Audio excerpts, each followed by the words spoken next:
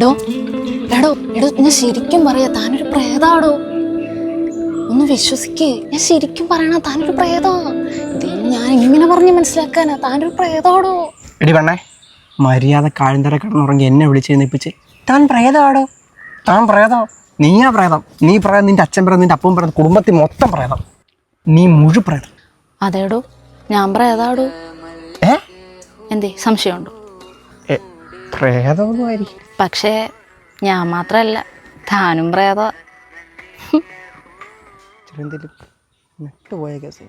ഓഹോ, ഇത്ര നേരം ഞാനായിരുന്നു പ്രേതം, ഇപ്പം നീ പ്രേതവും മറന്ന് എന്ത് തേങ്ങ വേണമല്ലോ. ഞാൻ പ്രേതമല്ല, മനസ്സിലായല്ലോ. ഇപ്പം എന്നെ വെറുതെ വിടാവോ? എടോ ഞാൻ പറയുന്നതൊന്ന് വിശ്വസിക്കടോ, താൻ പ്രേതമാന്ന്. പ്രേതം എടേ എനിക്ക് തന്നെ കാണാൻ പറ്റുള്ളൂ, അതുകൊണ്ടല്ലേ, ഒന്ന് വിശ്വസിക്കേ. എനിക്കാരും കാണണ്ട, പറയുന്നൊന്ന് മനസ്സിലാക്കടോ. ശരിക്കും പറഞ്ഞത് താൻ പ്രേതമാടോ. എടേ നമുക്ക് രണ്ടുപേർക്കും അങ്ങോട്ടും ഇങ്ങോട്ടും കാണാൻ പറ്റത്തുള്ളൂ, അതുകൊണ്ട് അയാൾക്ക് മനസ്സിലാവാത്തേ. കാണണ്ട, മാറി നിന്നോ.